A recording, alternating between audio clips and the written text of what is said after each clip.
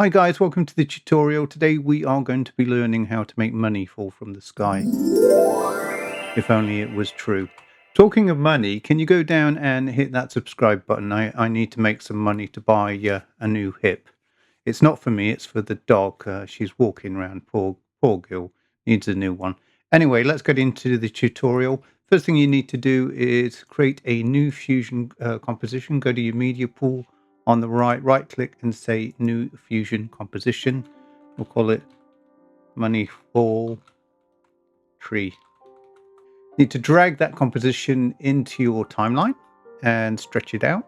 Make sure your line's over it, or right click on it and hit open in Fusion. So here we are inside of Fusion. We need a few things. We need a particle emitter. We need a particle directional force and a particle renderer. We're going to connect those all together. We're going to go to our particle emitter and we're going to go to the region tab. I'm going to change that from sphere to line. Then we're going to go to the style menu and we're going to change it from point to bitmap. Going into our media pool, I'll leave a link to this by the way with the video, is our $10. We're going to now connect that in. And just for good housekeeping, let's call it F2 or call it $10. Right, we can see from our window here that they're all falling in the same direction. So we're going to click on our particle emitter again. We're going to grab these arrows here, these little, I'll zoom in so you can see them, that one there. What you need to do is take it just off screen up here and here. First thing you'll notice is that we have too much money, which is something I wish I had a problem with.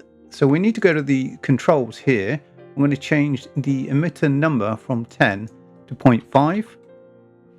So there we are. Let's play that. That's a lot better. Speed is very fast. So let's go to the particle directional force. You want to pull this to the left so it slows it down like that. Let's look at that. Yeah, that's not bad. Slow it down a bit more actually.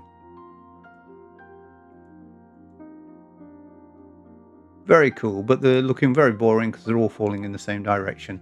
So let's click on the particle emitter again. Click on rotation and spin. And under rotation, under this Z here, type in 10 and 20 for the variance. Let's see what that does. Yeah, not bad. Let's add some spin to it finally. So under the spin, we're going to change that to 2 and the variance 15. Awesome. The only thing we need to do now is actually make them a bit bigger, and how we do that is we go over to the style tab and then we go down to size controls, and under size controls we'll make it 0.2. Let's see how that looks. There we are guys.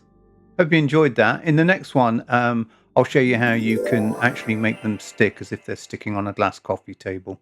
See you in the next one. Bye.